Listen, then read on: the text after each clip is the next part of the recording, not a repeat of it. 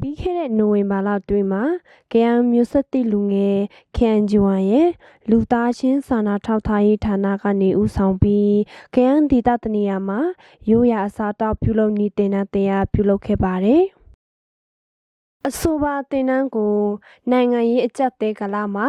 လူငယ်နဲ့အမျိုးသမီးတွေမိမိကိုယ်ကိုခံနိုင်ရင်မြင့်တင်နိုင်ဖို့နဲ့တပိုင်တနိုင်အပူဝင်ငွေရရှိနိုင်ဖို့အတွက်ရည်ရွယ်ပြီးတင်နန်းကိုပြုလုပ်ရခြင်းဖြစ်တယ်လို့ကယန်းမျိုးဆက်တိလူငယ် KNG1 ရဲ့လူသားချင်းစာနာထောက်ထားရေးဌာ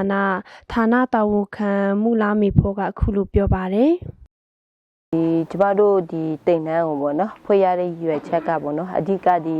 နိုင်ငံရေးကြက်တဲနေတဲ့ကာလမှာပေါ့နော်ဆီရှောင်းအမျိုးသမီးအတွက်တော်လကောင်းပေါ့နော်ဒီအမျိုးသားလည်းပါမှာပေါ့နော်ဆိုတော့ဆီရှောင်းအမျိုးသမီးအတွက်တော်လကောင်းဒီကြေးရွာလူထုတွေအတွက်တော်လကောင်းပေါ့နော်အဓိကကဒီဝင်ငွေတွေကနဲလာတယ်ပေါ့နော်အလုပ်တွေကရှားပါလာတယ်ပေါ့နော်ဆိုတော့ဒီထွက်ငွေတွေကိုတက်တာစေပြီးမှပေါ့နော်ကိုရမိသားစုတွေအတွက်ဝင်ငွေတွေပုံမရရှိအောင်ကျွန်တော်တို့ရည်ရွယ်တယ်ပေါ့နော်ဆိုတော့ပြီးတော့တိမ်နှန်းတက်ရောက်နေတဲ့တူတွေအတွက်ပေါ့နော်ဟိုဒီအချက်ပြုံးနဲ့ပတ်သက်တဲ့ညီပညာတွေဘ ഹു တုတတွေပေါ့နော်ရရှိစေဖို့ရအတွက်ကျွန်တော်တို့ရည်ရွယ်တယ်ရရှိခဲ့တဲ့ဒီဘ ഹു တုတညီပညာတွေအပေါ်မှာလဲပေါ့နော်တိုင်ပဲပြထားတာထဲပေါ့နော်ဟိုဒီလက်တွေ့ပြန်လည်ပြီးမှအတုံးချဖို့ရအတွက်လဲကျွန်တော်တို့ရည်ရွယ်ပြီးမှတိမ်နှန်းဖွင့်ရချင်ဖြစ်တယ်ပေါ့နော်တင်နန်းမှာအစာပြေမုတ်ဖြစ်တဲ့မော်ဟင်ကာအာပူရှာပူကြံစာဟင်ကာဆန်ခောက်ဆွဲပဲကကြော်ပြုလုပ်နည်းတွေနဲ့မြန်မာရိုးရာမုတ်ဖြစ်တဲ့ဤကြကွေးပဲလိတ်စမူစာပြုလုပ်နည်းတွေလက်ဖက်ရည်ဖြော်နည်းတွေတင် जा ပေးခဲ့ပါတယ်တင်နန်းပြီးသွားရင်တော့တင်နန်းကနေရရှိလာတဲ့ပညာနဲ့အသက်မွေးဝမ်းတစ်ခုပြန်ပြုဖို့ရည်ရွယ်ပြီးအဆိုပါတင်နန်းကိုတက်ခဲ့တာဖြစ်တယ်လို့လွမ်ကော်ဖက်ကနေစီးပြီးရှောင်လာတဲ့မူခရစ်စတိန်ကအခုလိုပြောပါတယ်။ဆိုရည်ရွယ်ချက်ပြောမယ်ဆိုရင်တော့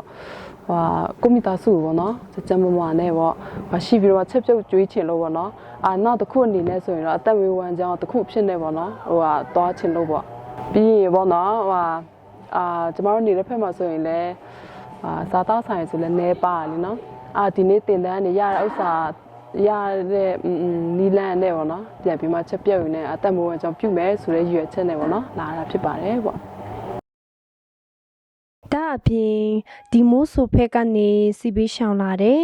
ခုံရှိုင်းမင်းအောင်ကလည်းတင်နှန်းပြီးသွားရတော့မိသားစုရဲ့ဝမ်းစာပြေလည်ဖို့အတွက်တပိုင်တနိုင်လက်ဖက်ရည်ဆိုင်လေးတစ်ဆိုင်ပြန်ဖွင့်ဖို့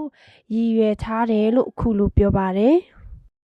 ဟုတ်ကျွန်တော်ကတော့လက်ဖက်ရည်ဆိုင်တနိုင်တပိုင်လက်ဖက်ရည်ဆိုင်တည်တည်လေးပြန်ဖွင့်ဖို့ရည်ရွယ်ထားပါတော့။ဘာလို့လဲဆိုရင်ခုခေတ်ချင်းနေလည်းမကောင်းတာကျတော့နိုင်ငံရေးလည်းချင်းနေမကောင်းတာကျတော့မိသားစုဝမ်းစာရည်နည်းနည်းပြည့်လေအောင်ပါနော်။အကြောင်းလက်ဖက်ရည်ဆိုင်တနိုင်တပိုင်လေးပြန်ဖွင့်ဖို့ရည်ရွယ်ထားပါတယ်ဟုတ်။ဆိုပါတင်နန်းကိုဂရင်းနီပြည်နယ်ကယန်းဒေသတွင်ကဒေသခံလူထုနဲ့စီးပြီးရှောင်လူထုကိုအဓိကခေါ်ယူပြီးအတွေ့အကြုံရှိတင်နန်းနည်းပြနဲ့နိုဝင်ဘာလ19ရက်နေ့ကနေ23ရက်နေ့ထိတစ်ကြိမ်နဲ့25ရက်နေ့ကနေ29ရက်နေ့ထိတစ်ကြိမ်စုစုပေါင်း2ကြိမ်ပြုလုပ်ခဲ့ပါတယ်